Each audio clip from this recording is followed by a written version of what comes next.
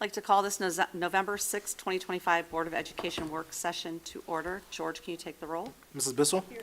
Mr. Griffin? Here. Mr. Miko? Here. Ms. Stavcek? Here. Mrs. Hausum? Here. All present. We could all rise for the Pledge of Allegiance. Allegiance to the flag of the United States of America and to the republic for which it stands, one nation, under God, indivisible, with liberty and justice for all.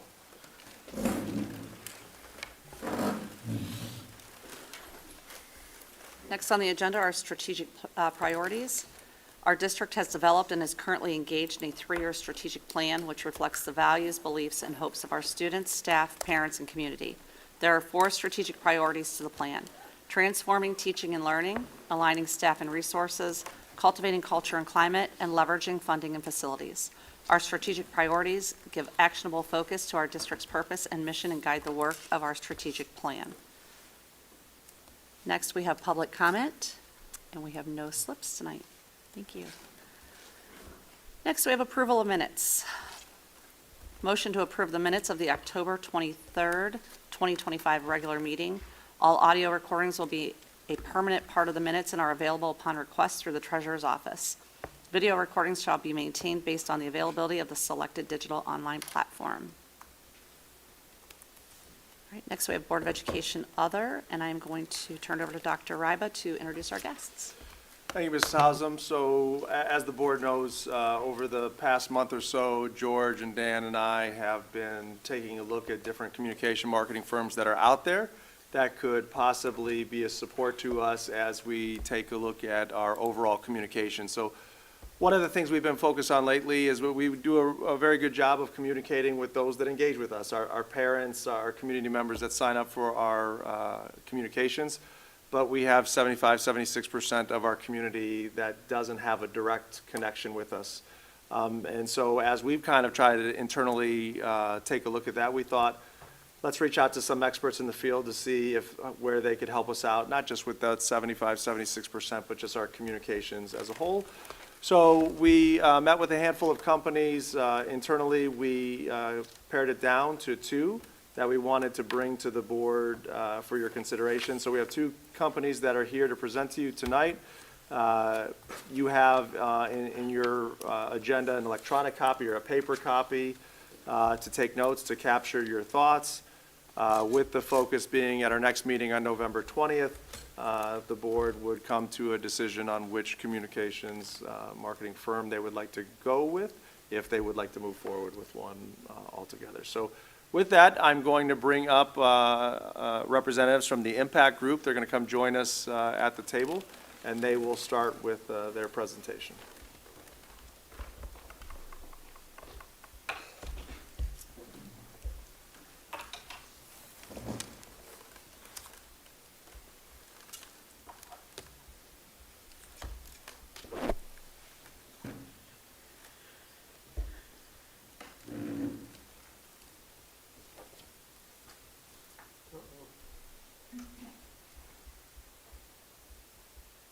There we go.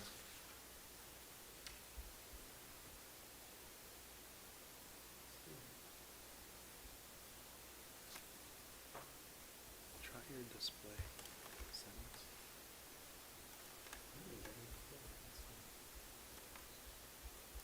Let's try to extend the display. Go into settings to duplicate. There we go. Good evening. Thanks for having us this evening.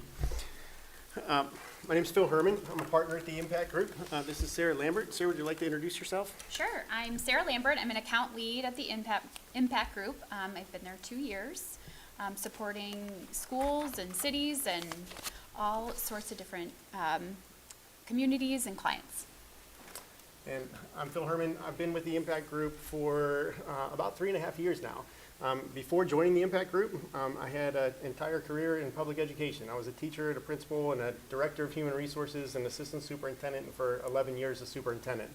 And through that time, at one point, I was a client of the Impact Group and was able to work with the Impact Group in a lot of community engagement as we in Hudson City Schools went through the development of our master facility plan as well.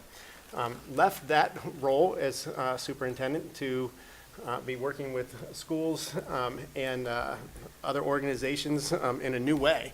And really what we do at the Impact Group, you might be familiar with at least a portion of what we do, and that's strategic planning. We assisted Strongsville in your development of your strategic plan several years ago. And we really view these three areas as kind of a three-legged stool.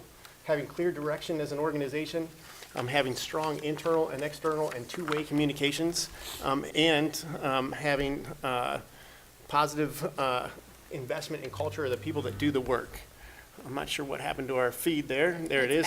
It's back. And so if you lose any one of those pieces, you really lose the opportunity to have a significant impact. And so that's why we focus on all of those areas and why you might see us in the strategic planning realm, but also in the communications realm as well. We work with school districts throughout the state of Ohio, as well as boards of DD and cities and villages, some in Ohio, Pennsylvania, Indiana, and in Illinois. So really tonight, we're going to share with you how we feel passionate about helping school districts tell their story. And we feel as though you have a really strong story to tell, and we'll talk about how we go about doing that, particularly when school districts are sharing something like a master facilities plan with their district stakeholders. The purpose of our communications partnership is really about these elements that are up on the screen, providing clear and accessible information regarding the master facility plan. Engaging the community, especially with residents not associated directly with the schools, and I think Dr. Rival was just referencing that, through two-way opportunities for communication and dialogue. We know that as school districts, we're often really good at doing the do, and sometimes we're not so great at telling what we're doing. And we feel passionate about the ways that we've discovered to incorporate story and to also engage in two-way dialogue with stakeholders. And then we want to reinforce the district already has a strong commitment to transparency and to fiscal responsibility, and we certainly, in regard to a master facility plan, there's an opportunity to further enhance that and tell those stories. And then build understanding and trust in advance of any potential ballot measure regarding a master facility plan. So next, our communication strategy and approach. So our philosophy at the Impact Group, we believe that strong communication builds strong communities. For districts considering capital improvements or funding initiatives, our role is to help ensure every stakeholder understands the why, the what, the how, really the story behind the plan without advocacy or persuasion. Our approach blends storytelling, data clarity, and consistent messaging, enabling residents to make informed judgments about the district's future.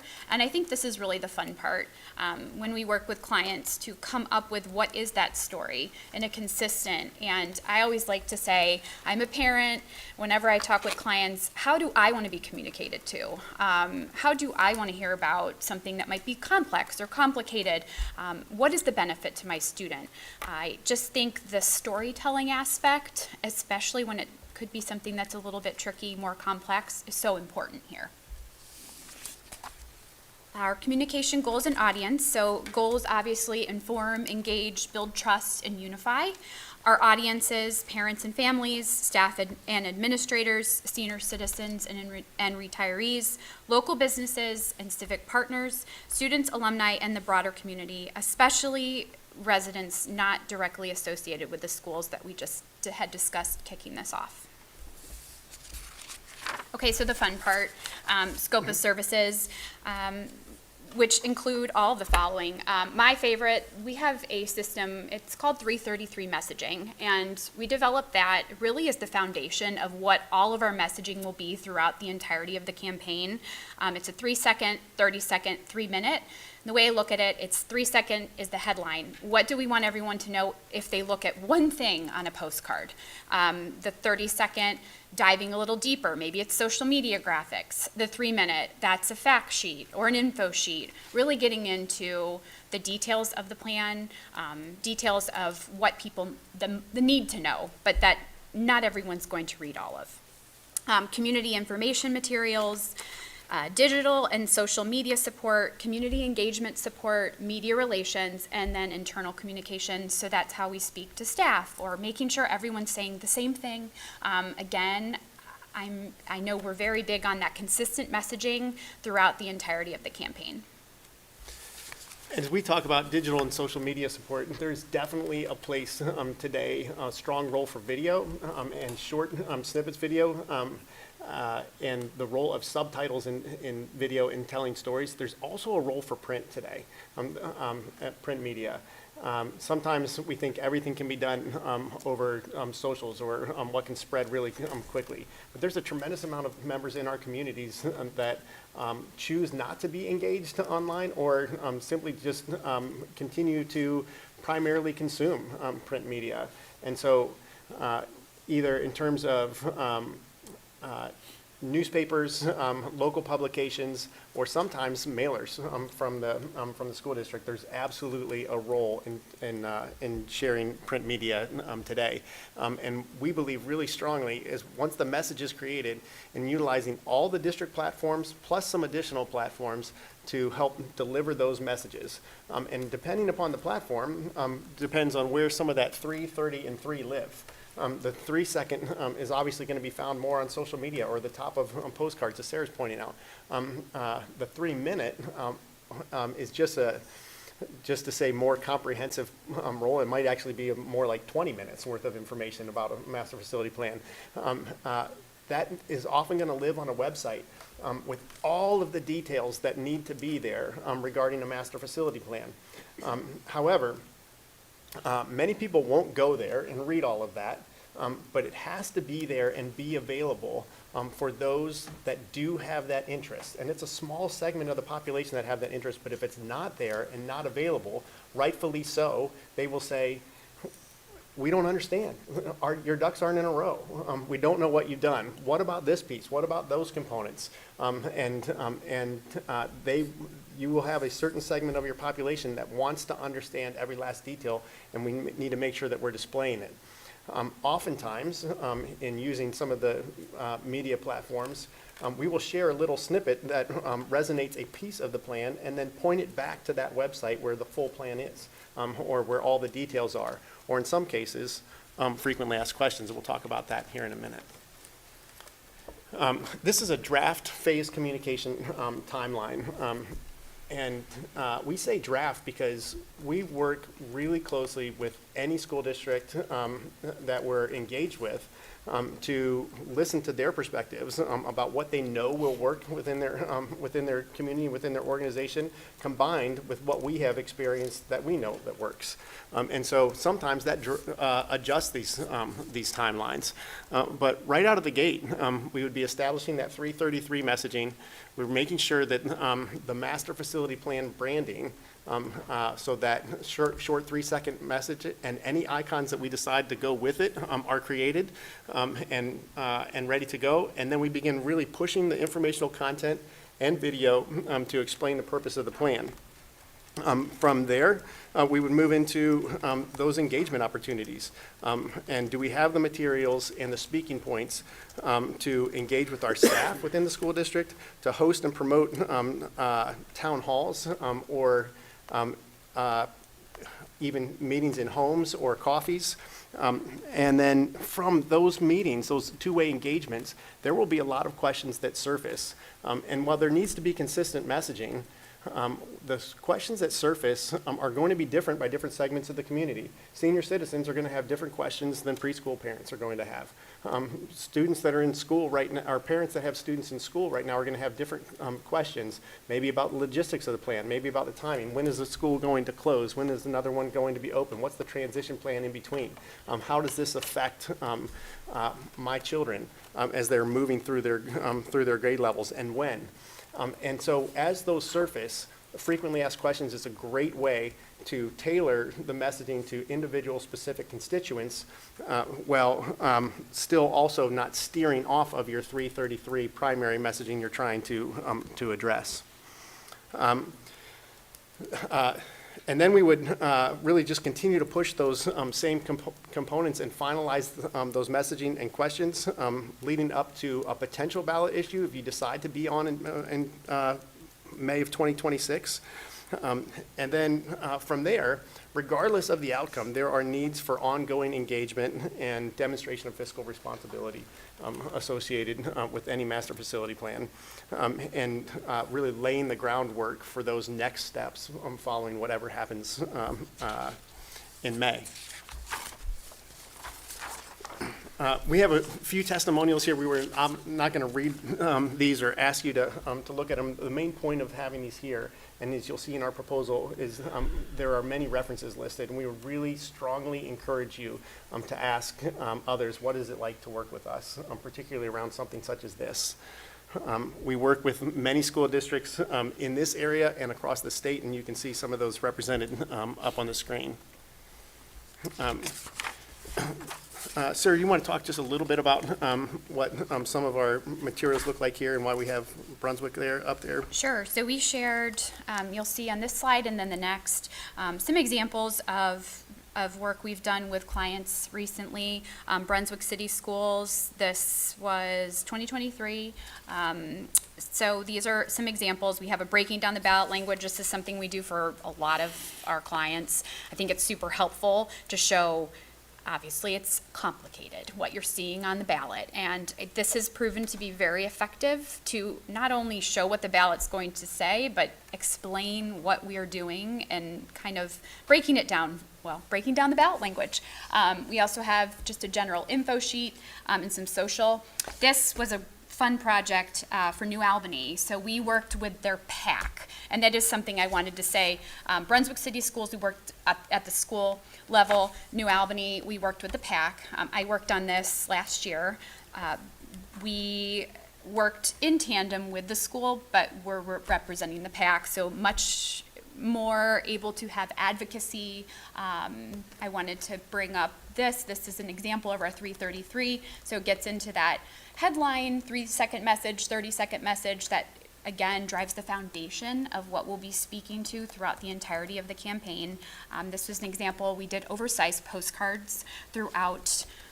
We started, I think, for about 3 months. We were doing postcards every few weeks. Each one was slightly different, but again, really built on that 3-second messaging, which was building on our excellence. We used different visuals for each. One would go over your cost, or we went into one that went into, the nitty-gritty of what this plan will be. I think the one up here, phase 1, phase 2, just to really give all the detailed information for the community. Yeah, one of the reasons we wanted to share these two examples is to highlight when we're hired by a school district, it is, the information is just that, informational. It is to help the community be aware of the plan, to be able to make an informed decision should you be on the ballot. When we're hired by a political action committee, it becomes advocacy. And whoever you work with, make sure that they understand the differences between those things. The Auditor of State issued frequently asked questions and guidance regarding levy communication in 2023. And that guidance really kind of changed the landscape from the way school districts had been operating. And it's essential to work with individuals that understand those differences. It is important that you, anyone working for you, doesn't cross that line into the advocacy place. With that, we've done a lot of talking. We'll pause, and what questions do you have for us? So Dr. Reiba mentioned that 76% of our residents don't have children in school. Could you have a concrete example of how you would get to those members of our community? Yes, so a couple of ways. I mentioned the print mailing and mailers. That is a very effective way still to get into households, and you can do every home direct mailing, and there are ways to work with different printers and the media that you choose to keep it relatively inexpensive and to ultimately just budget for telling your story across the board. So print is still a very effective way to get into those households. But we would encourage going to them. So if there are senior citizen homes or retirement homes, there's opportunities to engage there, and then to create opportunities for individuals to come to the schools. And through some of those print communications, it's important to include those invitations to engage. Those have been effective strategies in other districts. It was an effective strategy for us in Hudson when we were going through that process. Thank you. Mm-hmm. Anyone else have any other questions? Is it a fair assumption that since the two of you are here, you would be the point people for us for this project? Yes, we'd both be working closely with you. Sarah would be the primary account lead. I would also be the partner that would be working most directly with you. At the same time, we said meet your team, and we showed the two of us, but we do have a creative director, multiple designers on staff, 2 copywriters on staff, and other account leads that have been involved in plans, not to mention Tom Speaks, the founding partner, who's been operating the Impact Group for 24 years and has worked on countless facility and communication initiatives as well. But we would be the 2 primary working with you.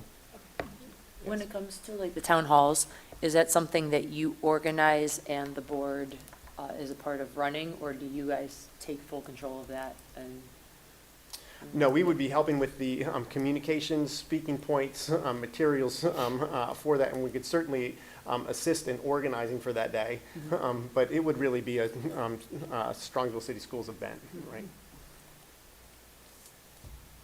Yeah. Any other questions? I just had one. So we had met and kind of shared the overview of the work. So as you prepared for this and talked with us and looked at what we've got going on as a district, what was something that came to mind of, here's some low-hanging fruit, here's 1 or 2 things that we think if we get this account, we're going to hit the ground with right away, that you think would help move us, get some inertia moving forward? Yeah, I mean, the good news is you already have some really strong communications and communications platforms that are going out. So the first thing that we would want to be doing is, and you have a community that's already been engaged in developing the master facility plan. Now, that doesn't mean that you have everyone in the community understanding in that process. And so in that 333 messaging, there's an opportunity to immediately begin telling the story of how deliberate and intentional you have been along the line to get to the creation of the master facility plan. I think that's an essential component to coming out of the gate, that this isn't something that is new, just came about, isn't just being released. You've been at it for a long period of time, and as well as it touches almost every component of your district. There's something in it across the board for almost everyone. And so beginning, that will be a constant drumbeat throughout, but it will be important for people to begin to realize that very early. Those are some of the pieces. when you say that mailers would go out every 2 weeks or so for a previous district, did that start as early as December 2025? So every 2 weeks or so starting December 2025, or closer to the election? Yeah, that would be in this, I mean, on your timeline, that would be something in the spring. Yeah, not starting in December. And that definitely depends on a lot of things, the cadence and the quantity of postcards. I mean, again, I was sharing that from a pack for New Albany. I've done postcards where it's once a month leading up, and maybe 2 in that month prior. But definitely, we would be heavier closer to the election.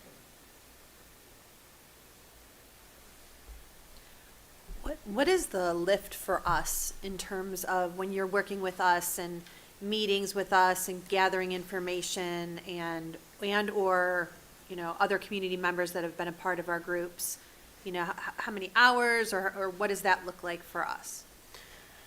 Right, so early on establishing that 333 messaging, there'd be a core group involved for us to pin that down quickly. It would be meeting intensive quickly with us doing the work and bringing drafts back, but we would want to make sure that we're wasting no time, given the timeline of where we are in the year already.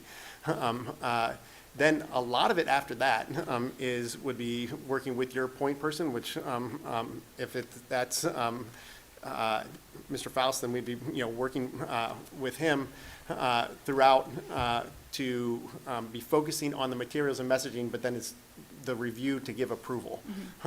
Sometimes districts have different protocols for all who they want to see something before it's approved. And that's where things can sometimes get hung up. Do we have efficient processes in place for making sure that we're able to quickly review and provide approval on materials that are being created before they're finalized? There's lift in terms of, obviously, we aren't hosting the coffees. We aren't in everyone's home in the evenings. We're not, we would attend a town hall, but we're not the ones presenting the materials in town halls. They need to hear from the team here. And so there is a lot of lift, but we try and take as much of it in terms of the communications, the materials, the development of the speaking points off the plate and prepare those that are out there doing it the best we can.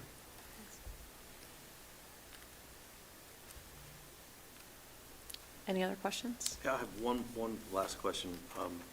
So you mentioned your creative director, and I'm curious, how do you all start the engagement? Is it a sit down with the executive team and work with Cameron and Jenny and George and do a creative brief? How do you start? How do you understand what the challenge is ahead, and then how do you articulate that in one crystal clear message so that we all are on the same page? Yes, it's typically a whiteboard session of approximately an hour and a half that with that team are the two of us, our creative director, in that meeting to identify what those, first of all, for us to clarify the priorities coming out of the gate, but then again, you also already have branding guidelines we can align to, which is helpful, and that speeds things along as well.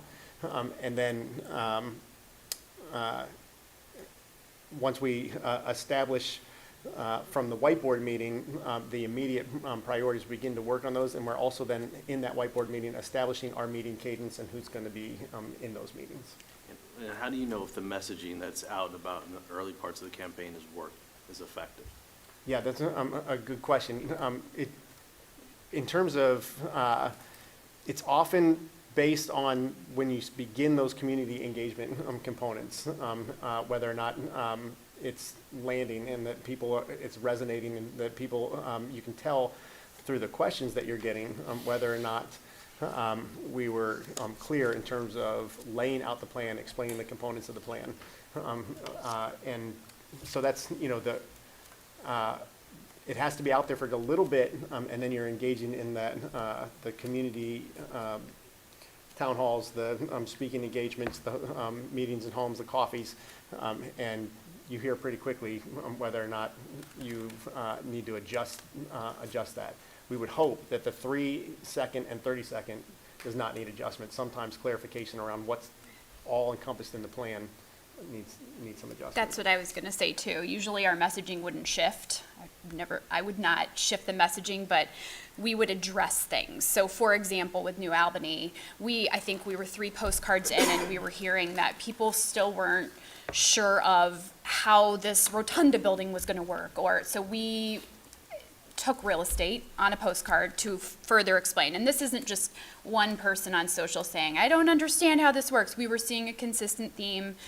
We were hearing from their board that they were hearing from people that they were speaking to that we needed to maybe ramp up certain parts of the campaign. The overall messaging didn't change, but what we were explaining within a postcard would change, as well as making sure we're updating the FAQ. I would throw in some social graphics to address it. We might have a video of a board member speaking to something, and it doesn't have to be direct, but answering questions in a way that's not quite as formal.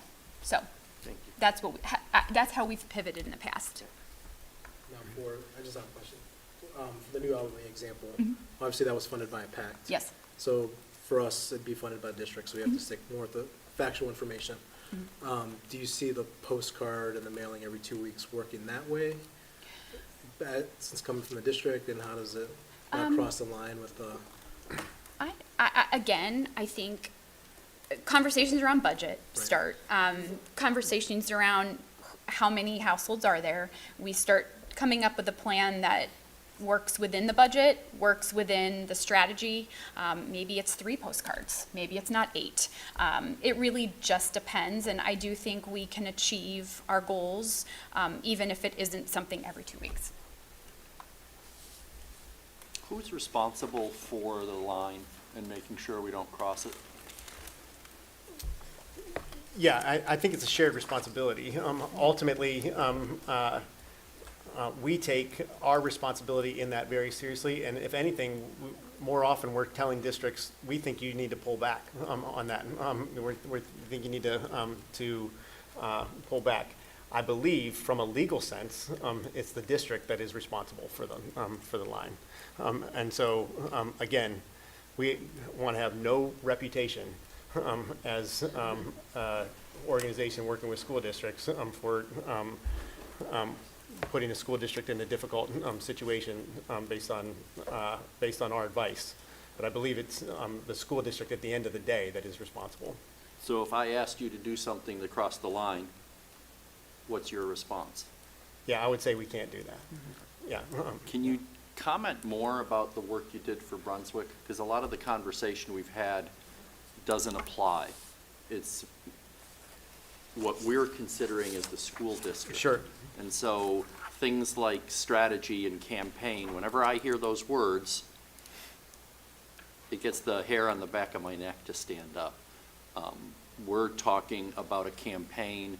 The public has the right and the responsibility to know what we're asking of them, so that portion of it's proper. But I want to hear more about what you did for Brunswick, because Sure. that would have just been information, the facts. And Yeah. obviously, we're not just going to send them a green bar, here's the data. It's our job to make it digestible and understandable, but there's certainly a line, and I don't want to get near that line. Sure.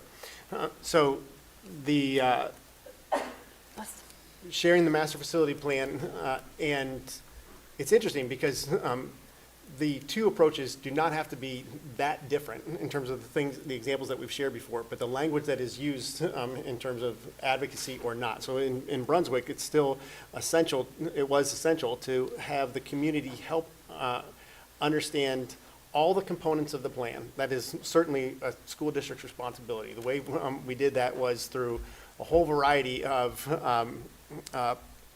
social media posts, newsletter posts. The superintendent there was very active in terms of having open houses in the buildings to see particularly the condition of the high school.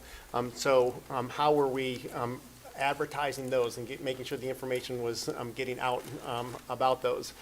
And then we did a whole day of, a whole afternoon of filming the superintendent talking about the different components of the plan, and then we broke those pieces into a whole series of videos. That often there was videos that would be posted like on YouTube that would talk about a whole section of it, but then we would also take clips of that to utilize on social media in terms of telling the community, just making it more digestible into smaller chunks, smaller pieces.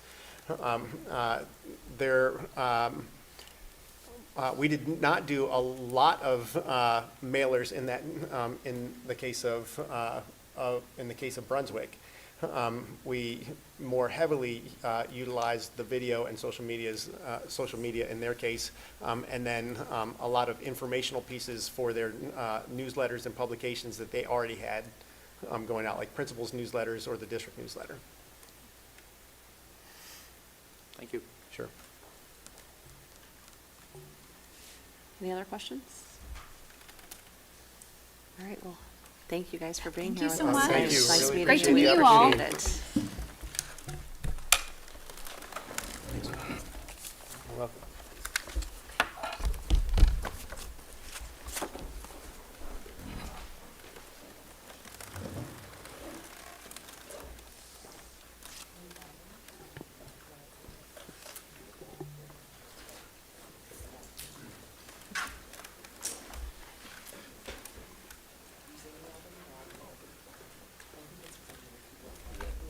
It's the same, it's just on the back. Thank you. I can just use the, yeah. Oh, it must have been copied. Uh-oh, Yes, didn't like that. It must have been, I think so. yeah, don't worry about the green one, the back of the green one. So with that, I'd like to welcome Jessica to the meeting with us tonight. She's from AdCom, and she's going to share her presentation on how AdCom can help support us for similar reasons we shared earlier.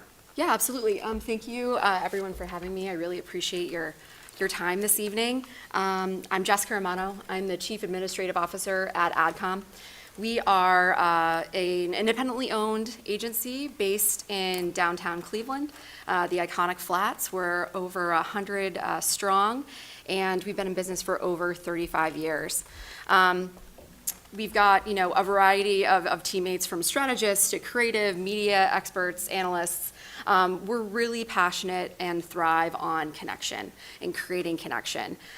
We really believe that solving problems and sparking conversations is the most important work that we do, and we like to take an integrated approach for all of the work that we do on behalf of our clients. We work with a number of clients, ranging from 5-star school supplies and Trapper Keeper to Freightliner trucks and Rigid Tool. We also have a long history of helping nonprofits make an impact and helping government agencies make an impact, from the Cleveland Clinic to the Food Bank, Case Western Reserve, Hathaway Brown, the Metro Parks, et cetera. So, we do a little bit of everything. For a variety of different clients that reside in a variety of different verticals.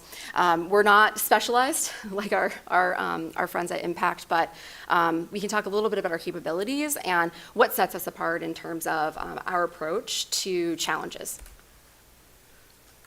This slide always sticks. I couldn't figure out why. In terms of our capabilities, we really start with a strategic approach. We want to have the end in mind. What are we trying to accomplish? And we want to take all of the things that we have available to us, from research to market insights, consumer insights, to really understand how to communicate effectively to audiences. We've got a number of creative teammates, ranging from graphic designers to copywriters. We've got an entire photographer, graphic animation, video editors. We've got an integrated media team that ranges from public relations and social media experts and professionals to those working in both traditional and digital media. From a planning aspect to a buying aspect, really thinking about how do we deliver messages to audiences where it matters to be able to communicate to them effectively. We've got analysts that work in our team as well. So again, we love data. We're kind of nerds at the AdCom group. We try to take all points available to us and really have that drive insights to understand and uncover ways to, again, better connect with audiences that are important to our clients. And then we've got a suite of developers that help us do everything from marketing automation programs, email programs, web and app development, all the way through SEO audits. But we can kind of do everything under one roof. This is a laundry list of all of the capabilities that we have at the AdCom group. But really what it boils down to is we simplify complicated messages to effectively connect with audiences. Something that I know one of our new board members mentioned, and Megan mentioned in her Meet the Candidate night. It was particularly a passion of hers as well, is to simplify complicated messages. So we think about the objective of the school district. Truly, it's to connect with the community by informing and engaging Strongsville residents, especially those that don't have ties to the school. Clear, concise, transparent, and fact-based communication. What are those things that we need to keep in mind when we create integrated strategies? Our approach tries to take a number of factors into account, right? So from market and cultural influences all the way through the media landscape. We know that in terms of, market and cultural influences, not just for our community, but also just for our country. There's a lot of things that are happening. We've got opposition framing control. We've got credibility challenges. We know there's economic pressure. We understand that there's polarization and distrust in institutions.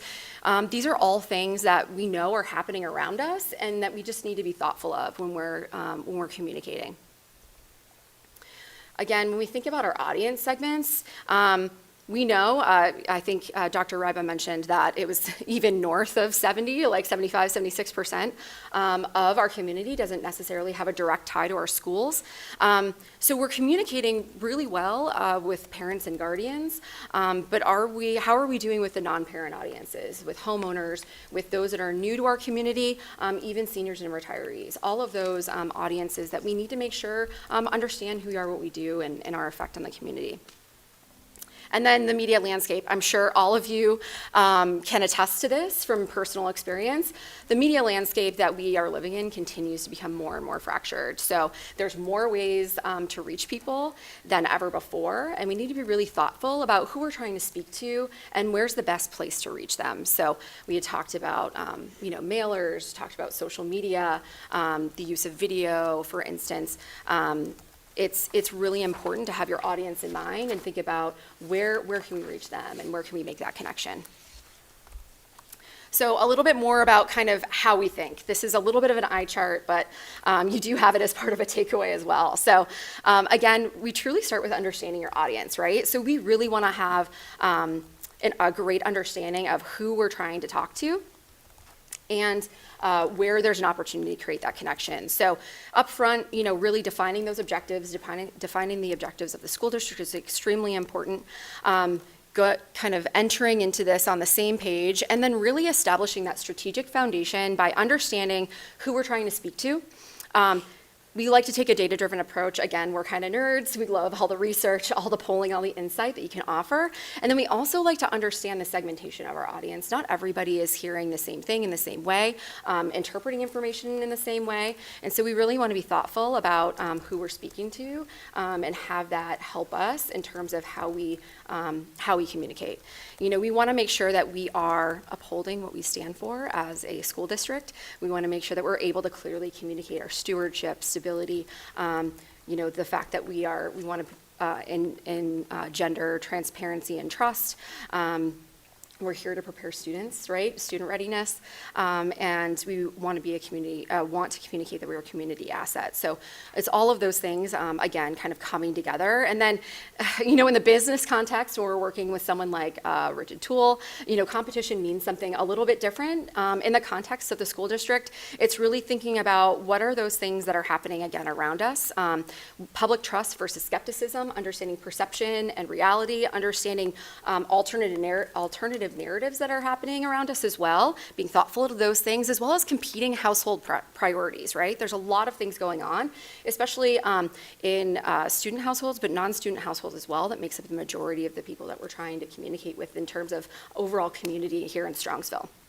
And then we try to have that inform how we develop integrated communication plans. So again, what we're saying, where we're saying it. One of the things that we really try to accomplish is kind of a test, learn, and optimize loop. So what are we hearing? What are we seeing? What are those things that we need to adjust to ensure that the information is being received the way we want to ensure it's being received? So again, we try to do things through a data lens, be as informed as possible, and then make kind of those optimizations or tweaks as necessary. Again, as we look at kind of the priority audiences, we've got a lot of households here, and the majority of the households are not necessarily connected to the school district through a student, right, directly. So, we've got over 70% that we're trying to reach, and they all kind of care about slightly different things. I think the big questions to ask ourselves are we currently connecting with the Strongsville community that without school ties in a meaningful way? Are we addressing their questions and curiosity, or do they even know enough to have questions or express curiosity? And those are things I know that you are already doing in terms of polling and understanding what's going on within our community and the broader community to be able to have that inform the framework that you create. So as far as a core strategy, leading with transparency and accountability to earn that trust is incredibly important. Presenting clear, relatable financial information, again, making the complex simple and easy to understand. Emphasizing shared community benefit of strong schools, safety, stability, neighborhood value, and then maintaining that consistent, compliant informational messaging across all channels. We think about messaging pillars. Obviously, this would be informed by what you're hearing in terms of your research and polling, but fiscal responsibility, obviously showing those cost offsets, long-term financial stewardship, doing that in a way that is more easily understood or more digestible. I know that we happen sometimes to get so close to our work, it's hard to maybe parse that out or understand how to simplify it. And again, what we do in our day-to-day is to make really complex things simple and approachable and communicated effectively. Understanding the community investment, so strong schools, strengthen neighborhoods and property values. I know, Eric, one of the things that you mentioned in his Meet the Candidate night was specifically that around strong neighborhoods and property values and ensuring that the community understands investment. Safety and infrastructure, really prioritizing necessary expansion, repairs, security upgrades, ensuring our broader community understands what those are, what we're doing, and why. And then accountability and oversight, again, I think this impact group mentioned this, and I think this kind of shows when you look at kind of the market and cultural impacts as well, is really having those public reports, that transparency is going to be incredibly important. You're already doing a really wonderful job, but there's always room to continue to make inroads and connect more broadly, and again, to provide all of this transparency. You know, when you look at our communication channels, paid, owned, urged, shared, all super important, right? All of them working in tandem, all of them helping to earn credibility, trust, and really strengthen reputation within the community itself. So these things take different forms, and again, I think are truly informed by who we're speaking to and how they like to receive information. But as been mentioned before, you know, having a hub with frequently asked questions, having this information readily available on your own channels, having them broken into pieces, parts, to be shared either via paid or being brought into earned opportunities where you're having, you know, George is doing treasurer talks, or we're having, you know, board meetings or things that are open, more town halls that are open to the public to come and ask questions. And then, you know, really providing that information for hopefully our community stakeholders to take advantage of and continue to share on behalf of the district, to pick up on and to really, you know, kind of reinforce through trusted and kind of consistent voices within the community. So, and when we look at a phased approach, again, really preparation, research, creating that baseline of understanding of the total audience that we're trying to speak to, and what they're thinking, what they're feeling, and how they're receiving information. And then really doing that message testing as you kind of develop that framework. We really think that input is important to help you shape how you're speaking to the broader Strongsville community. Creative and content builds, this can be anything and everything, but, you know, developing infographics, video explainers, again, you know, social media graphics, postcards, having displays, models, thinking about high traffic areas within the community. We have our senior and rec center, we've got our mall, we've got HOAs and communities, and a lot of local outreach that can happen as well. Really thinking about how do we not only make the broader community aware, but also help to have them engage with our message. What type of information are we receiving from the broader community? What signals are we getting? And how does that align with, you know, what we're putting out there in terms of either paid or owned? Further, again, providing deeper dives into that information via Q&A, via additional communication is super important, and then all of that additional outreach to kind of get that feedback loop going and address anything that maybe continues to come up as a question. And again, transparency remains key here, results in accountability reporting throughout all of this process, having all of that information readily available. We think about supporting Strongsville, supporting the community as a whole. Really, it's speaking to the community, not at the community, framing it as we all benefit and emphasizing all of our shared outcomes, better facilities, safety, long-term neighborhood strength, and then keeping things, again, consistent, factual, and empathetic. I think we can all agree that Education is a social good, and as a marketer with over 20 years' experience, I'm also, I'm a resident here, I am a homeowner here, and I am also a school district parent of elementary and middle school students. So I thank you for all of your time, and I really appreciate the time to come speak to you today.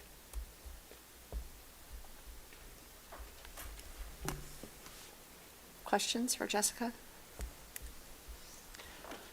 Jessica, you listed a hefty list of companies that you have partnered and worked with. Can you give some specific examples of what issues you worked like with the Metro Parks or with Case Western? Like what have you tackled with, partnered up with them to work Yeah, on? sure. So, you know, I think for Case, it was really around their enrollment, and we were working with them to improve outcome in terms of their enrollment numbers, and we were also communicating what their outcomes were in terms of their graduates. And so it was a lot of kind of communication work and campaign work around that.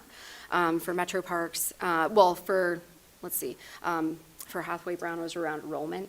So a lot of understanding of like what goes into making a decision to enroll, and what are those things that we can help to communicate in order to bridge that gap for enrollment. For Partnership for a Safer Cleveland, it's truly discussing all of those. We're a bridge organization, they're a bridge organization, and truly connecting,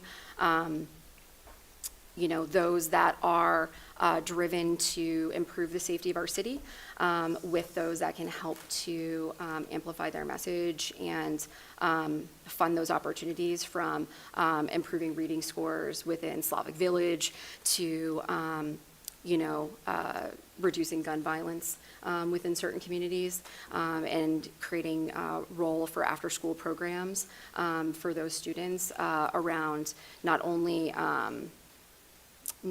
after school, but also during breaks or during times where they're having, where we have, you know, spring break and things like that, to be able to connect those things as well. So it's, you know, a variety. It's definitely at the whim of whatever our partners are looking for. But Thank you.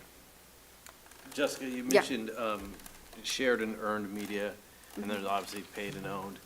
Can you tell us a little bit more about your thoughts around, or AdCom's thoughts around shared media, what that might be, and how that might come to life in a program like this? Yeah, no, that's great. That's a great question. So I think when we're thinking about shared, it's truly providing information to our broader community that we're hoping that they'll will resonate with them and they will amplify. And it's also connecting with those that are stakeholders within our community, and ensuring that we've got those that are trusted within our community to be able to share our message and amplify that in ways that aligns with, you know, the things that they're trying to accomplish as well. It's taking into account local businesses that operate here in Strongsville, as well as, you know, homeowner associations and those within the community that are a consistent presence that can help bring our message to life in different ways, in ways that we can't always carry ourselves.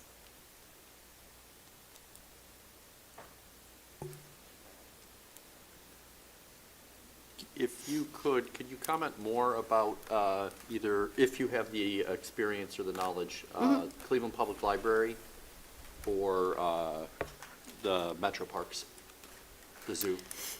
I was not involved in the Cleveland Public Library campaign, so I can't speak to it directly, but Was it in a bond, not a bond campaign, but a levy campaign? for the Cleveland Public Library? I'm not positive. Okay. And then what about the zoo? So I can't comment on the zoo particularly either. I can get you information on both of those things, though. Okay, because it's going to be the same question as far Okay. as advocacy versus Yeah. factual information and knowing knowing where that line is. Sure. Okay. I appreciate it. Yeah. So one of the things that is interesting about your presentation is about the audience segments and messaging. So if we have a partnership with AdCom and I'm going to go into somebody's home that has 10 residents that have kids in the school that want to talk about what's going on with our bond project, and then I also have to go talk to a senior center, what would you coach me up as my talking points, and how would they be different between a parent's home with 10 other residents versus a senior center? Yeah, I mean, that's a great question. I feel like, as a parent of students in the district, we really care about the programs that we offer. We really care about the safety and security of our buildings and what's available to us and our students, and really, how we're supporting our students in their academic journey. For seniors and retirees, it's really understanding what the impact is to their overall cost of living, what the impact is to the support, understanding that supporting the district means a safer community, means a stronger neighborhood value and property value as well. So it's really thinking about what are those things that are on their minds as they are, thinking about kind of initiatives we're putting in place. And understanding that it is part of a greater community good that helps us all in different ways. Thanks. Other questions? All right. Well, thank you, Jessica. Okay, thank It you. was great to meet you. Very nice to meet you as well. Thank you so much for your time. Thank you. Yeah.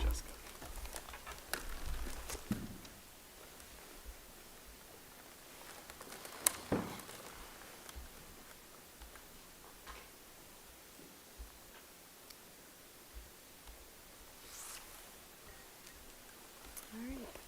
And next we have, under Board of Education Other, a continued discussion for the future bonds. Do you want to kick it off?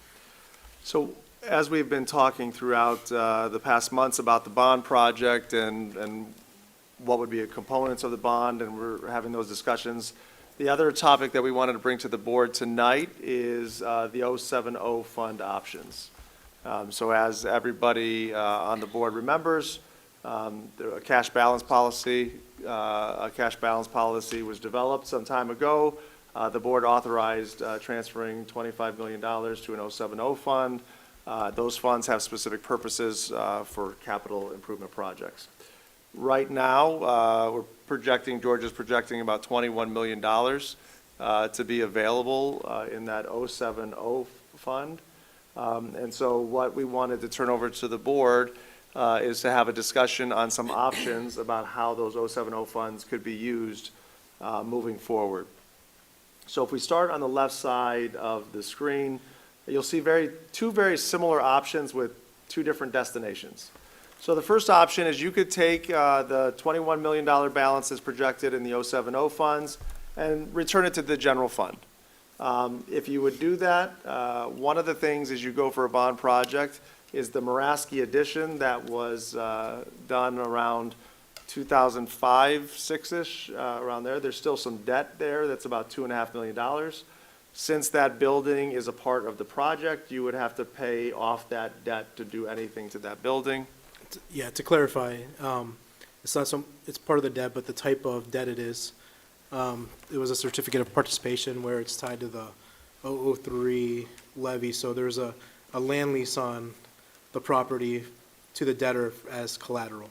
So in order for us to do any structural changes to that building, we would need to be free of that land lease. So that would be the reason why we would need to pay that off. And the call date was December 2024, so anytime now we wish to pay it off, we could.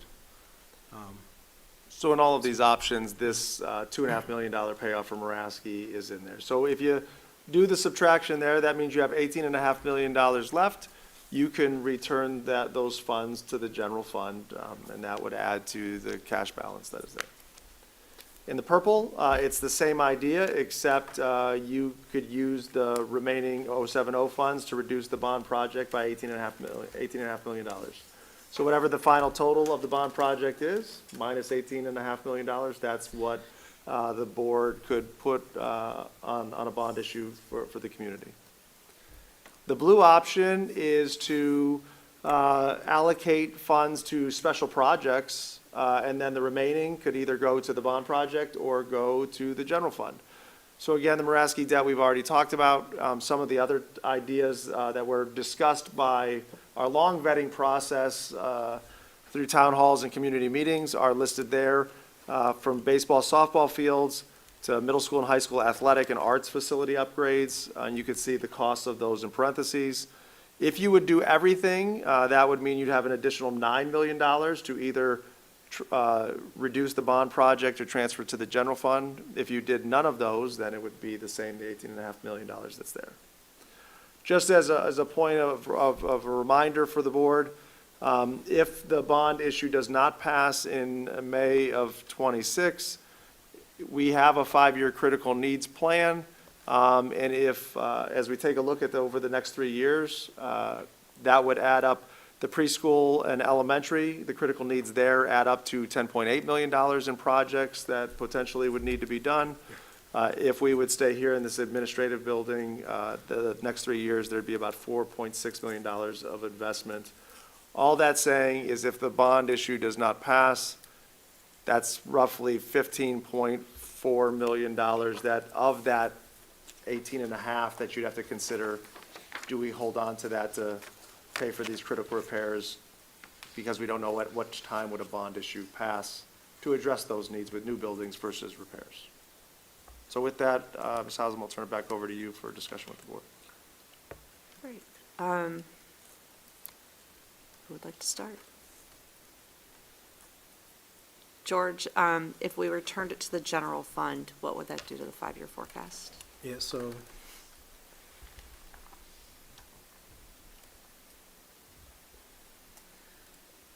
looking at the current 5-year forecast, I was hide some of the slides or lines.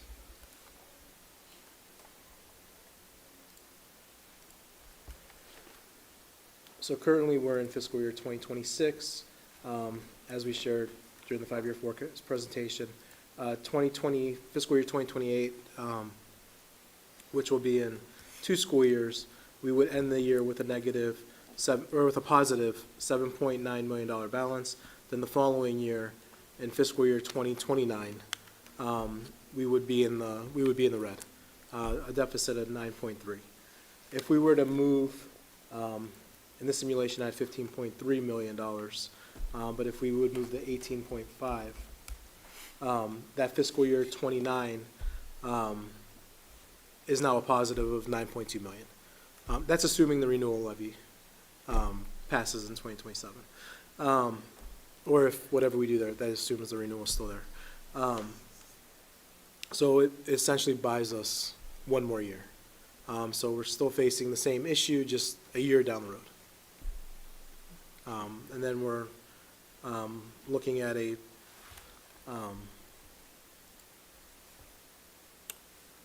spending deficit, a deficit spend of about 17.2 million.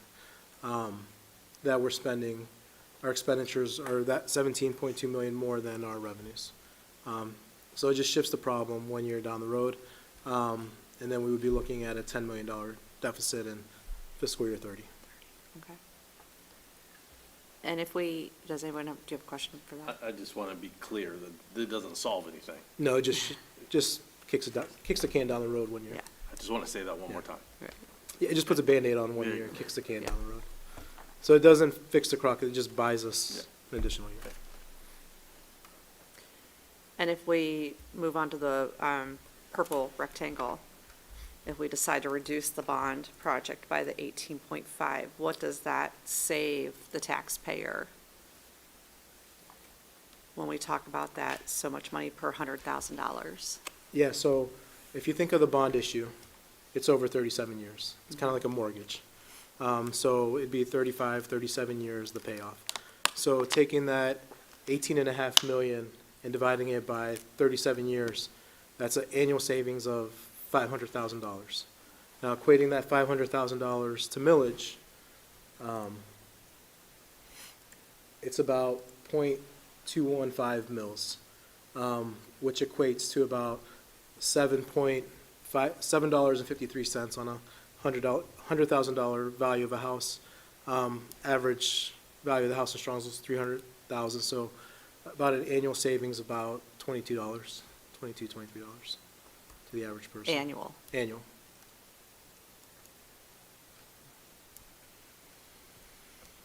How are these options constructed? The green, the purple, the blue, and the red, how did we come up with these different options? George and I met and put them together as conversation starting points. So obviously, there's a lot of combinations of these that could be done, but just to simplify it and put it in 3 buckets, those were the 3 buckets we discussed. Perfect, thank you. We could turn into an à la carte menu. We'll be here till 2 a.m. Right. To understand how we started. Right. I just want to clarify with the red box there. Mm-hmm. Preschool, elementary, 10.8, that's like of smaller parts, right? So like. Correct. We could do 2.1 for X project and et cetera. And then similarly, administrative offices, that's to fix this building? Or Correct. okay, so if we decided we wanted to rent somewhere else, as we've discussed. Yes, That would come off the Correct. table entirely. correct. Okay, thank you.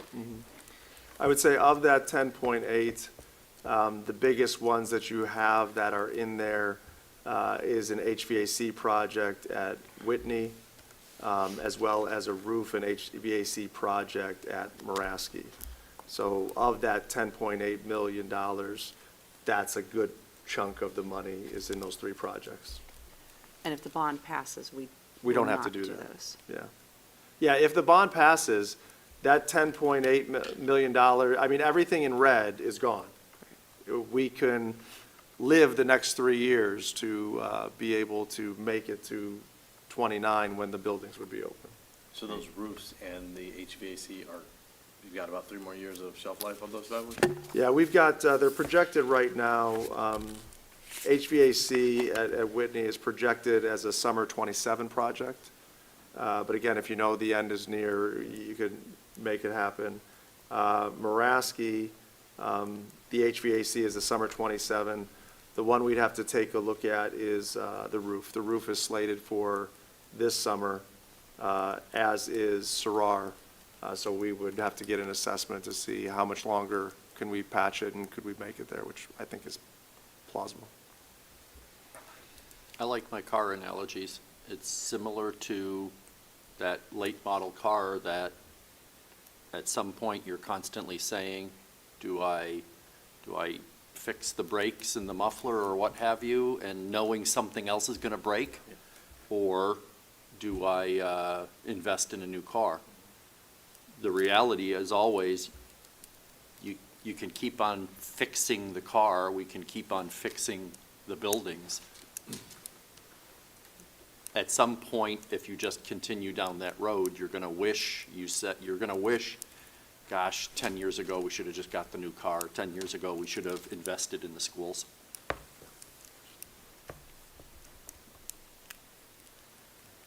So now going to the blue box.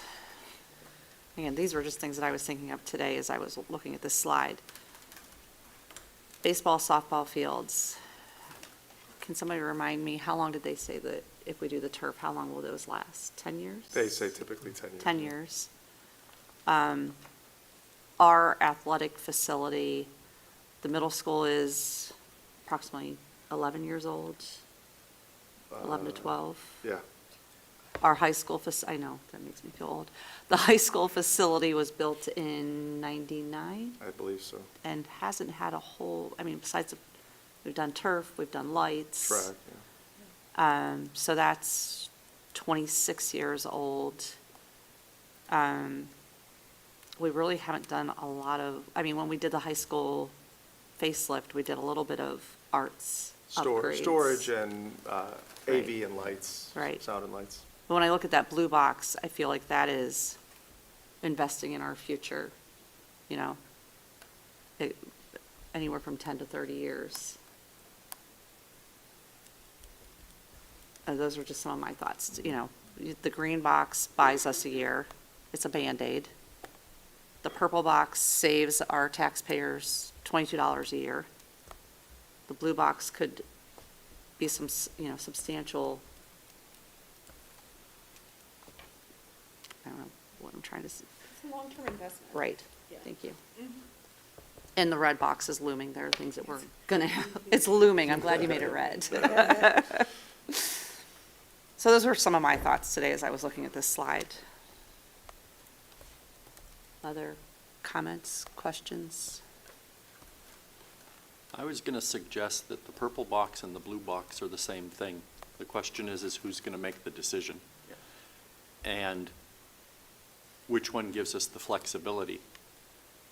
So I'm going to, you know, I think we need to strongly consider the purple approach, but that becomes an approach of saying, what is the bond?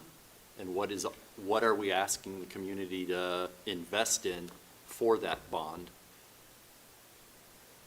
And having that conversation, we've already had the presentation on communication, and making sure that that's part of the information that we're delivering, that we do need the elementary schools, we do need to build the yellow plan, and we do need to come up with a better name for the yellow plan.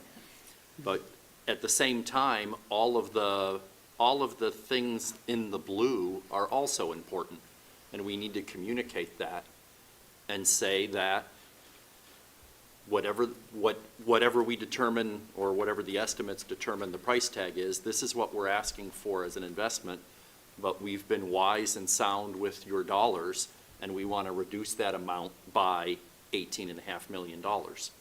And we allow the public to have a say in that. And that's a different process than saying, hey, we're going to use that 18 million in the blue plan by decision of the 5 of us. And what I'm afraid of is if we would do that, and then we don't earn the investment of the community in the total plan, we now have softball fields with turf. We now have all of those things that are very important, but we don't have our primary goal and objective, which is the grade schools. And I would not be comfortable being in a position of approving the blue plan and then the bond plan fails. And now we're you know, I don't know how we would rationally go forward with all of those things. I think we need to be straightforward and say, this is the plan, this is what is the entire plan.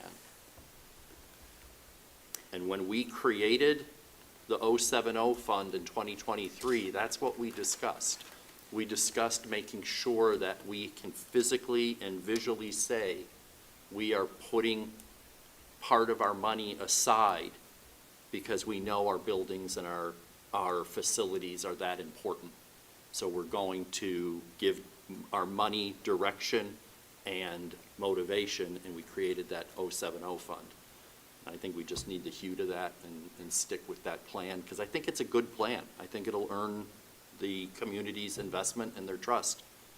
I'm going to push back a little bit on that, because in the meetings that I've been to, the overwhelming consensus has been we go for schools and only schools. Those, you can't reconcile those two. So, I mean, I understand rationally what you're saying. I just think that the feedback we've gotten so far is we can't ask for that. So I don't know that that's even an option. If we're listening to the people who have spoken, I'm not sure doing that, despite the fact that there is a rationale for it, is something that we can do. And I do think that the blue plan does still hold with the vision we had for the 070 fund. All of those things that you just articulated about what it's designed for is met with those. So I don't know. I mean, I don't, I think it's I one of haven't made a those, decision. I'm on just the other saying- hand, Well, sure. we can And go I- forever on that. And these were just my thoughts as I was looking at each square. I'm not pushing for the blue Yeah, me pan, I'm neither. not pushing, because we can go back and say that, use your analogy where, purple, blue, the purple could also, the green could outweigh the purple. The community could be saying, put that back into the general fund, buy that year, use that Band-Aid. But we are the ones sitting here representing the community, and we are the ones that have to make the decision. Just one quick point of reference, the payoff for Maraski, that debt right now is costing, that debt is coming out of our operating, the pay of the debt is coming out of our operating fund? It's coming out of our PI fund, our PI levy. Okay. So that would, we need to No. pay that off regardless, right? Right. And so will that So give us a we have, positive if we don't pay cash it flow? off, we have 10 more years of payments on it. Okay. It's about, principal and interest, about 300-some thousand a year. And that would go back into our cash, into That our would go, operating- that would free up 300,000 in the PI fund that we could do Perfect, preventative maintenance and awesome. other So- types of So it things. sounds like that is like at the top of the list, something we should just get out of the way. Right. So just kind of knock that out, that frees up $300,000 that you can either invest or use or whatever you want to do, build You up. can go into that $10.8 million. Right. So I could move that forward, do we, like, anytime, so should I wait to see what we do with the bond, or just go ahead? The direction I get is just go ahead and move forward? I don't know if we're there yet, I just Okay. wanted to get I just a wanted to- clarification. Yeah. I would do that, but we've got a whole group here. With inflation the way it is, until we have to pay it off, we're better That's off what- stretching the payments off for 10 years. That was my next point too, was right now the interest rate that we're earning on our cash is higher. We have positive arbitrage. Gotcha. So the interest that we're earning on our cash is greater than the interest that we're paying on this debt. The only reason we would, I think, the only reason we would pay it off is because we've earned the trust of the community, and now to do the project at Maraski, we would have to pay it off, because that loan, the COPS loan is secured by the building, so they're not gonna let us touch the building until we get rid of the loan. Absolutely. But I would not, as George pointed out, we're making more interest, Right. be keeping the cash in the bank. Can I maybe frame the thought process in this way a little bit? Really, the question we have to answer is, how much of the 070 do you want to put towards a bond project or the general fund? The stuff that goes into it right now is not mission critical to make that decision. We're getting very close to when the board has to say, here's how much the bond is going to be. And so we just have, right now through this exercise, we've said, hey, at minimum, we've got $9 million to figure out what to do with. At maximum, we've got $18.5 million to figure out what to do with. How much of that is going to factor into the amount you're going to put on a ballot in May of '26? So, I think that's, at least in my mind, that's how I would frame that decision. Right.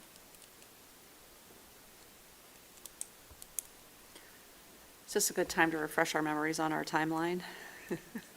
Yeah, I was gonna bring that up. So, we have 2 more meetings this calendar year. November, was it 20th. November 20th and December 11th is the next one. So we're running up against Right. filing deadlines. So there's three different resolutions that we would need for a bond issue. Typically, the first 2 could be paired together, but in this case, I think we would have to separate them. The first resolution is it's the 4% consent special needs resolution requesting of the tax commissioner that we're going to be asking for the community a bond issue more than 4% of our assessed valuation of outstanding. That one doesn't require a dollar amount. That one has to be approved by this January, not approved, it has to be filed by January 5th. Since our organizational meeting is probably going to be after January 5th, I'm recommending we either do that at the next meeting or the latest, the December meeting. And then the next two are the typical resolutions that we go for a ballot. You have the first one is asking the auditor's office to certify the amount, the millage amount. We pass that resolution, send the certification to the county, they send it back to us, and then we vote to move on to, then the third resolution will be voting to move forward on the ballot. Excuse me.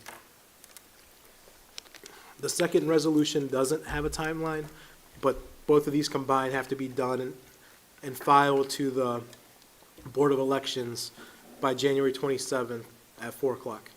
So a recommended timeline to meet both these is, because you also have to give the county some time. If we're just going by our standard calendar, our organizational meeting and work session would be January 8th. So that would be the meeting to do that second resolution, and then January 22nd to do the final resolution. So January 8th, okay, the Okay, second. January 8th, we would need a dollar amount. So that's when we would need a dollar amount.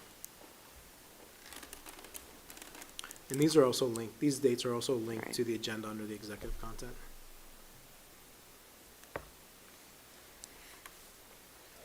But that Does it- first resolution, I'm sorry, Rich, that first resolution to the tax commissioner Yeah. doesn't obligate us to anything. Right. If you recall, we did that a couple years ago when we were starting to go forward, and then we pulled back. So I'm recommending that we do that before this calendar year's over, either Right. the Right. December meeting the latest, or the next meeting. I mean, if everyone's okay, I'd like to do it at the next meeting, since it doesn't affect, if you guys are good with that. In 2 weeks, the first resolution. Yeah. Can I, just a quick question on this blue outline here. So are we suggesting that if the bond were not to pass, then these projects would not take place? Is that what we're suggesting? Yes. I don't know if I'm suggesting it, or I'm just saying I'd have a whole lot of heartburn saying that if the bond were not to pass, I don't know how I would approve those projects. Yeah. So if that's effectively saying how you're interpreting it, I guess what I'm suggesting is I feel like we're not able to even make a decision about anything around a capital project at this moment, or a facilities improvement decision, until we have clarity on the bond and if it passes or not. And I feel stuck. And it feels like we're being held hostage. And I'd love to put the money to work for the students today, or as near as possible to today, and kind of split the difference and put some dollars into the bond, or general fund, the bond or general fund. But knowing that it's at $18 million, it's $21 on average annually. While financially I might not be allowed, it might be a lot more politically than I'm anticipating, or calculating, I should say. But we have it feels like it's an investment, and we should make the right investment for the students as near as possible today, and put the dollars to work, and still be able to maybe uphold the spirit of the conversation you all had years ago about how to use 0705. And I do agree with Michelle that they are being used for facilities, the dollars. So in the spirit of what may have been discussed, it still feels like it's in bounds. yeah, I would, on the one hand, $21 a year. I hear you. On the other hand, I hear you. $21 a year. Yeah. We were very proud of the fact, Yeah. when we refunded our bonds, that was it, how many millions? 20. It was 20 million we saved in interest payments. And we did the calculation. It was $6, $7 a year. But it was $6, $7 a year that the taxpayer didn't have to pay. Yeah. And so, in my mind, $21 a year is $21 a year. I agree. But if the bond does not pass, these projects are just not getting done. While we can't control that they get done now. Well, and I think what's interesting, if you're looking at the numbers, the 9 that we, at the bare minimum, we'd have left, if we did all those projects at that value, and I'm not sure that we would, because isn't the 3.2 million the total project of the baseball and softball fields? Totally, yeah. But we're already talking about getting donations, right? So we can make the assumption that some of those numbers are going to go down. Yep. We're talking about having 9 to 10 million. You look at the preschool and elementary needs, we're just a shade over that, right? We're talking about administrative offices. We're already talking about, do we rent buildings long-term anyway? So to me, based on what Kevin and Richard are saying, you have almost an even wash here. You can put 10 million towards the bond, and you can put 10 million towards the projects, and get both bowls rolling, and honor all the things. It's not perfect. Is it ideal? No. But is it something that it's manageable, given what the numbers and the potential needs are? Yes.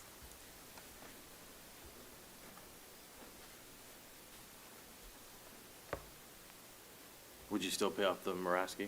We would have to. You would have to. I mean, I'm sorry, in which scenario? In we would- blue, you wouldn't If have it to. fails, Oh, if it fails, then, we wouldn't right. have to pay that We wouldn't have either, to. right? but if we were to do anything to Maraski different, we would have to Yep. pay it off. So you hold that in case, once the bond Right. passes, then you've got those dollars. Yeah. Yeah, absolutely. Or interest rates change. Right.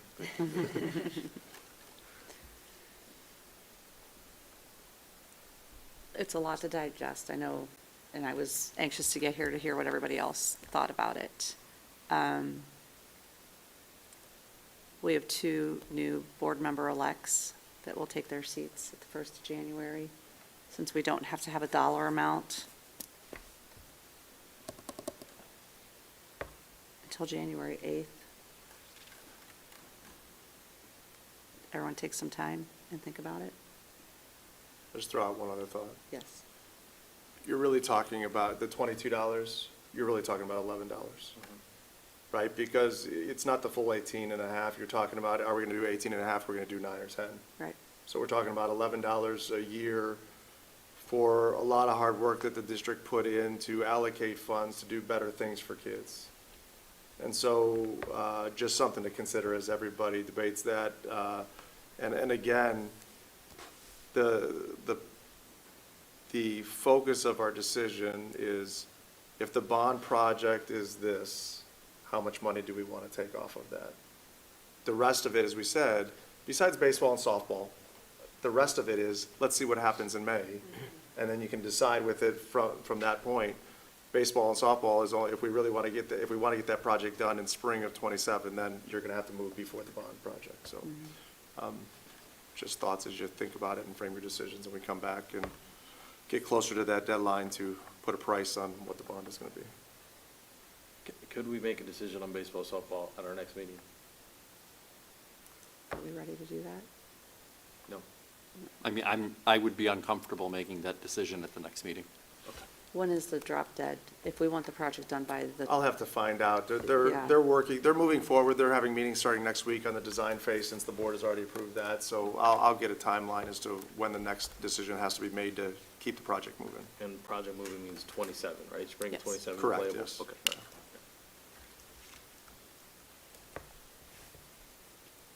any other comments, questions?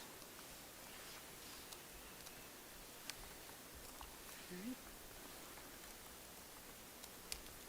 Thank you guys for a good discussion. George, I will turn it over to you for a treasurer's report. Thank you, Mrs. Hausum. I have one item for tonight, I was gonna say for consideration, but it's a discussion item. It's an annual, this is, if you recall from the last few years, this is something we have to present annually. It's the use of our student wellness and success funds that we get through the state funding formula, and how we use those funds. So I'm kind of do the intro and then turn it over to Mrs. Pelko, who will talk about how we're using those funds. And essentially, it's been the same programs over the last few years. So how the Success and Wellness Funds originated, it started in the state budget back in 2020-21 biannual budget. These funds were approved as a separate state grant outside the general fund. And then during the 22 to 23 biennial budget, they were moved from a separate state grant into the general fund as part of the restricted funds through the state funding formula. And then in the biennium budget 2024, 2025, and continuing forward into this biennium budget, the funding was continued through the school funding formula as part of restricted funds with additional, within the general fund with additional requirements. Those requirements are, requires these funds must also include a plan with both a community mental health prevention partner and a treatment provider such as an Adams board and or any other community partner. A plan must be shared at a public board meeting and posted on the district's website. So this is the board meeting, we've been presenting it annually, and it's also posted on our website under the, for the community tab. Half of the funds must be used for mental health and physical healthcare services. We actually use all the funds for mental health, and all existing funds from fiscal year 24 and prior must have been spent by fiscal year 24-25, which we did, and then any new funds are allowed for a one-year rollover. So each year you have essentially 2 years to spend those funds. These are the allowable uses. The allowable uses are mental health services, physical health services, culturally appropriate prevention services, homeless youth services, child welfare involved youth services, community liaisons and programming, family engagement activities, and before and after school programming.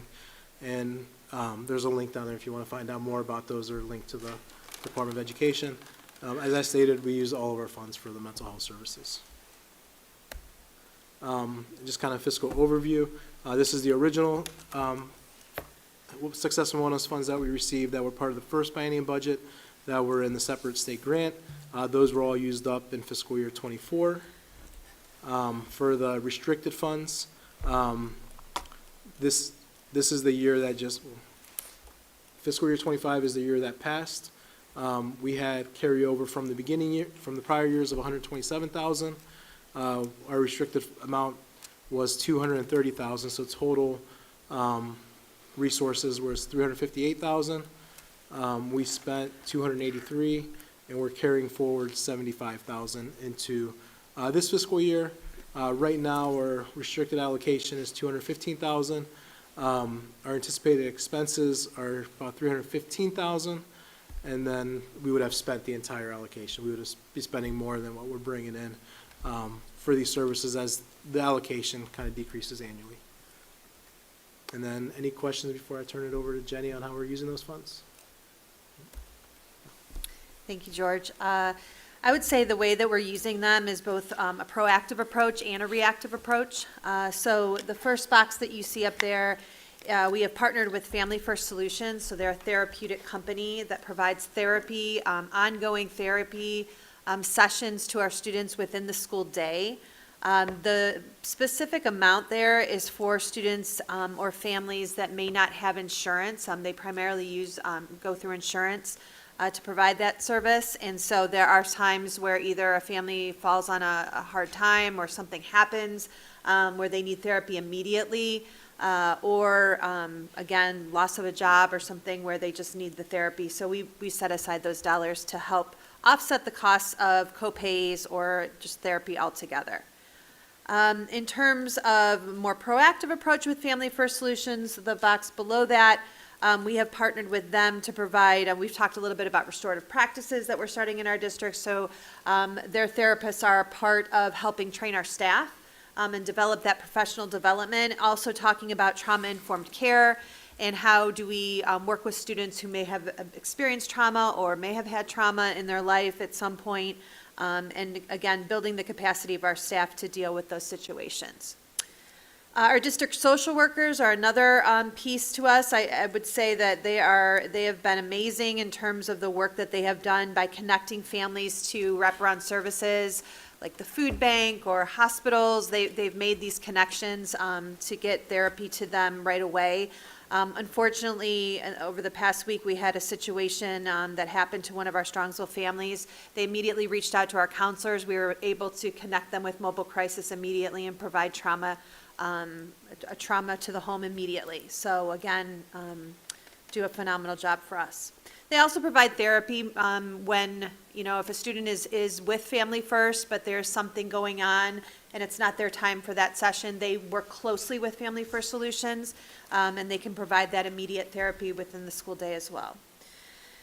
We have elementary school counselors, so again, just the equity of it, having a counselor in every single building is a proactive approach as they do classroom lessons on an ongoing basis with our students in terms of, of their emotional health and teaching them the skills that they need to be successful.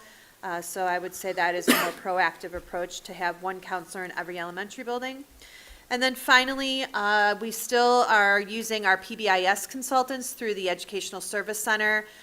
They continue to provide support to our PBIS teams, again, proactive approach to behavior that we have ongoing in our district, and they've been instrumental in obviously our Tier 1, but now we're on to Tier 2. So when Tier 1 doesn't work for some students, what can we do for intervention for behavioral things that they may need? So that is how we are implementing our funds. Questions, Open comments? for questions. Are there any unmet needs? Well, I would say probably the most recent one that we have in place now, thanks to the board, is the mental health navigator. So we have already used that on several occasions, even though she wasn't quite up and ready. I was just at the high school the other day, and it was interesting. A family was coming in, and they said, "Oh, that's Megan. We've worked with her already, and she's been very helpful, like just passing in the hallway." And so that's kind of to tie all of it together, along with the school piece, along with the therapy piece, and especially for those cases that have a lot of layers to them. So I would say that was probably a gap, and that has been already proven to be very helpful for us. I would say for now we have come such a far way from when I started in terms of helping students and their families in this capacity. So I'm really proud of the work that everybody's done and how far we've come with it, because we're not seeing less, we're seeing more and more each day. And so from training our staff to helping our families and our students, I think we do a pretty good job. Thank you. Yeah, thank you. Again, like you said, my kids were in the district 20 years ago. It's a completely different dynamic now, so appreciate all you guys are doing. Any other questions? All right. Thank you. That concludes my report. Okay. Superintendent's report. Just a couple items under my report, so we'll start with curriculum. We had some talented athletes that participated down in Opitz, Ohio for the boys and girls cross country state championship meet that took place October 31st to November 1st. Transportation was via school bus provided by the district, and lodging and meals were paid by the athletic boosters, and those students will be at a future board meeting to be recognized.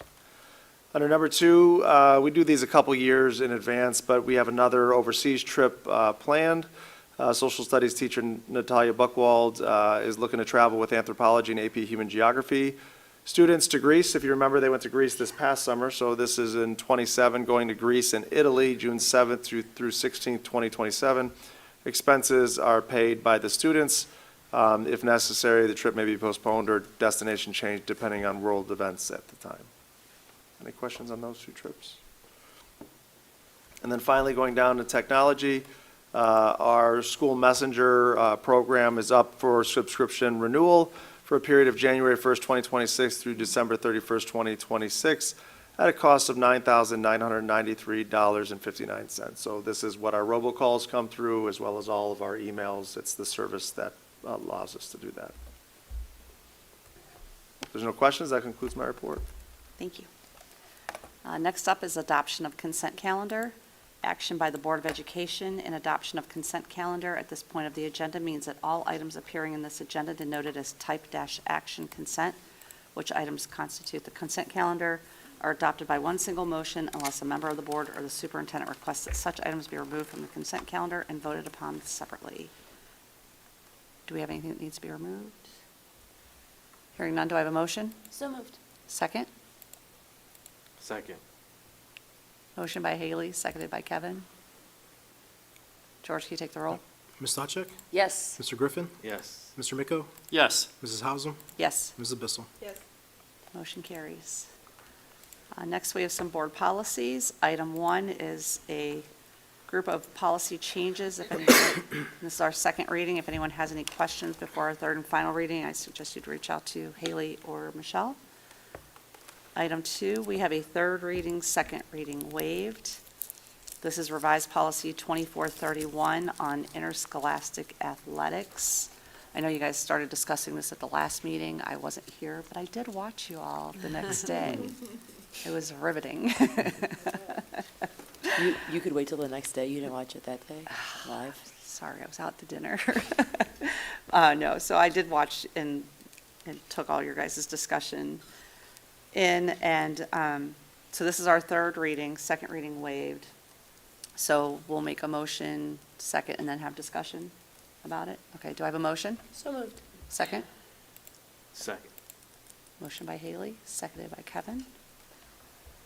So this is a continued discussion over hockey. I've shared with everyone the emails that I've received, the FAQ from the coach. Dr.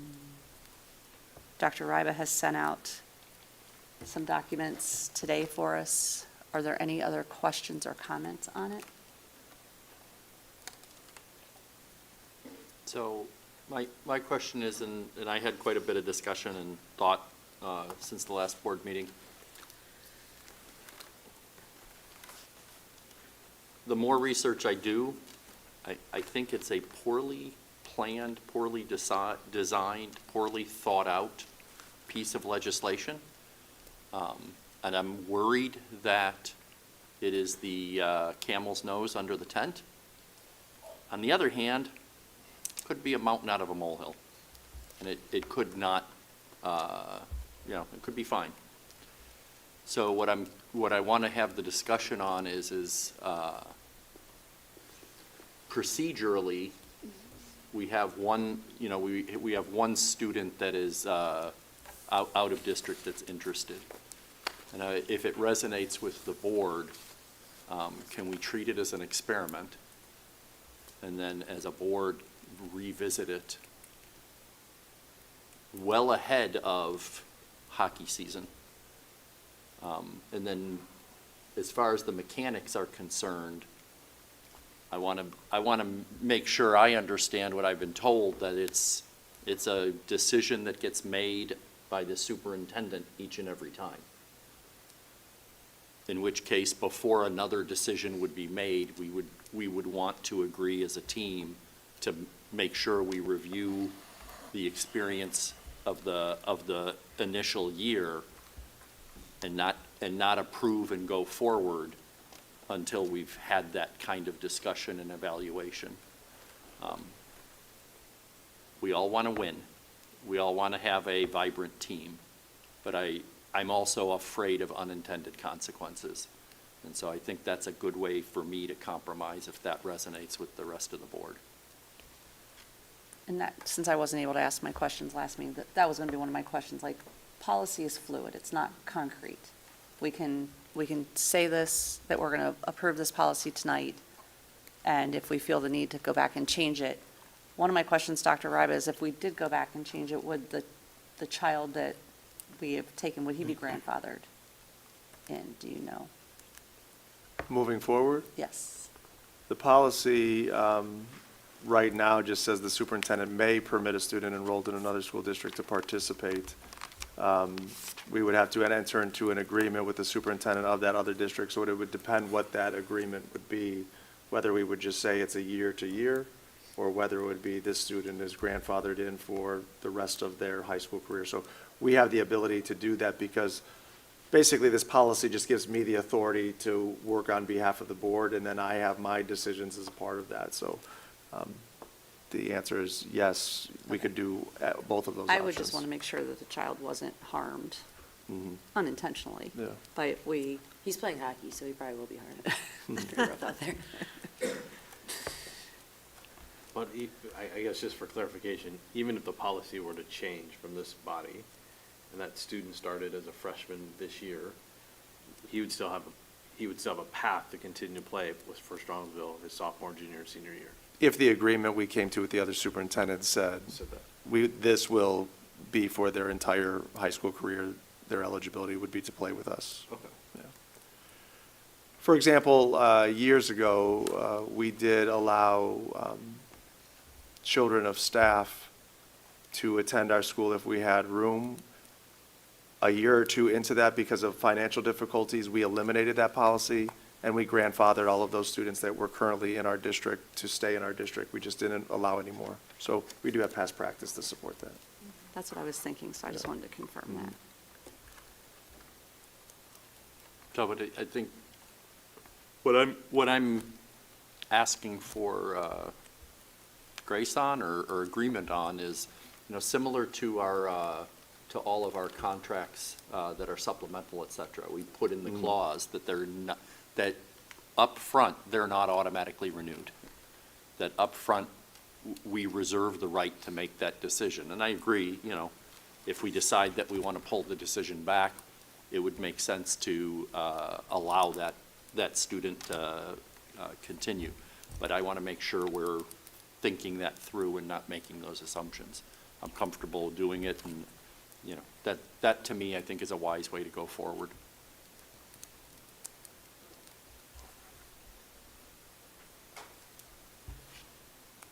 Well, why are we, I guess the proposal in front of us is really only about hockey, ice hockey.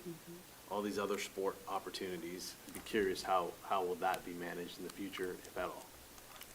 So the document that Jason, and I shared with the board is just about future exposure. Should this concept be expanded beyond hockey. So it would be, I can't answer that because I'm not sure what legislation would do, whether it would be you may or you must. But if it's a may, you could handle it on a sport-by-sport decision or holistically use the same procedures and apply it to all of the sports that would be applicable. And I think, Kevin, that's some of my concern is once the cat's out of the bag with hockey, those decisions could easily be taken away from us by Columbus. Sure. But again, I think but it's much easier to expand that after you start. And I guess I'm thinking about the rationale. So assume that we started a girls' flag football team, right? And so what would that do in terms of attracting students from other schools that don't have a girls' flag football team? So what is our rationale to say yes to this ice hockey that would then apply to that example of girls' flag football or wrestle? Yeah. I think our rationale, and I can't speak for the legislator that put it in, but I think the rationale is we want to give all kids the opportunity to participate in high school sports. And based on community, based on finances, based on socioeconomic status, not all communities can afford to do and provide the opportunities that we do. So if there is no harm done to the school district that provides this opportunity, for the collective good of the students, they should have that opportunity. That's where I think then there needs to be procedures to say, how do we carve out that no harm will be done to the families and the students that live here and reside here and are paying taxes here to support that opportunity. For me, it's a big one just because you can get scholarships for college for different sports and hockey, and it can make or break what this child or whatever child their future might hold, so I think we're that way too. Well, a thought that kept running through my mind is, I know families personally that will send their kids to Padua or somewhere private so that they can play hockey, and I feel like we all need to band together and keep these kids in public education.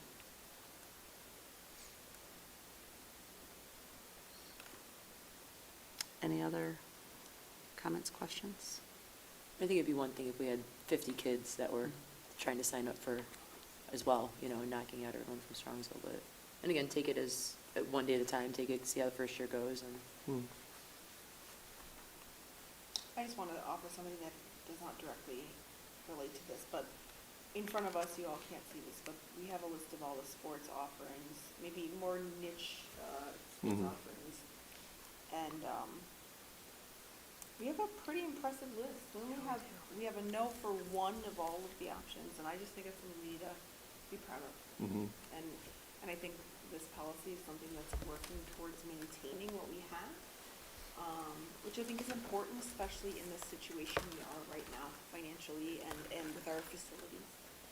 So when I look at this, in addition to the decision we have to make, but I'm proud of what we have for our kids. It's really awesome that they have so many opportunities here. It's a great reason to move to Strongsville, isn't it? Sure is. And it's, we know this. I mean, Yep. 4149, it's proven. Yep. Glad you pointed out that no. Now I have to lobby for a bowling I know, I team. didn't, at As a first I former didn't see bowler. it, but then I was like, bowling, I know we don't have that. Right. And I've right. heard, this has come up, at least for me, in pockets in the community about bowling, so it's Yeah. been on my radar. Yeah, it's probably been a couple of years, but we take a look, especially for Title IX rules, a variety of years. If your numbers are, if the percentage difference is askew a little bit, you have to look at what sports to offer and look at student interest. And so we've taken a look at field hockey and bowling and, those that we just haven't had the student interest to start them. But those, obviously, that we have had the interest, the board has been great about supporting those opportunities. And as Kevin shared, flag football is coming up, and that's going to be very popular around the area. It's funny you brought up bowling, because that was in my head what I was thinking about as far as the bowling ball rolling down the lane. We don't have a bowling alley in Strongsville. Medina does. So, Brunswick does. what happens when we say, well, gee, we should let Strongsville kids, if they want to bowl, join Medina and bowl for Medina? Except that the law was only written for hockey. I agree with your point about it wasn't about a very well-written piece of legislation. Certainly not in the, I don't know how, again, I enjoy hockey, but I don't know how the biennium budget is the proper place to have this conversation. Self-serving. Any other questions or comments? Okay, hearing none. George, can you take the roll? Ms. Stavcek, Yes. Mr. Griffin, Yes. Mr. Miko, Yes, Mrs. Hausum, Yes. and Mrs. Bissell. Yes. Motion carries. Next on the agenda, Board of Education Other. Do we have any others? I would just like to congratulate Eric Wall and Megan Hafner for their win on Tuesday evening, and we look forward to working with the two of you come January. And thanks for being here tonight. Any others? Okay. Yeah, that's a good point. Are they gonna so move everything in second? Or are you guys gonna step up? We shall see. You'll have to watch. You'll and have to find out. watch. you both now have reasons to come back in January. Yeah. I'll be sitting front row just waiting to find out. We can take bets on it. No, we can't. We do have need for executive session. To prepare for negotiations or bargaining sessions with public employees concerning their compensation or other terms and conditions of their employment, and to consider matters required to be kept confidential by federal law, regulations, or state statutes. Do I have a motion? So moved. Second? Second. Motion by Haley, second by Kevin. George, can you take the roll? Ms. Stavcek, Yes. Mr. Griffin, Yes. Mr. Miko, Yes. Mrs. Hausum, Yes. and Mrs. Bissell. Yes. Motion carries. We do not foresee, What time are we entering? entering into executive session at approximately 9 PM.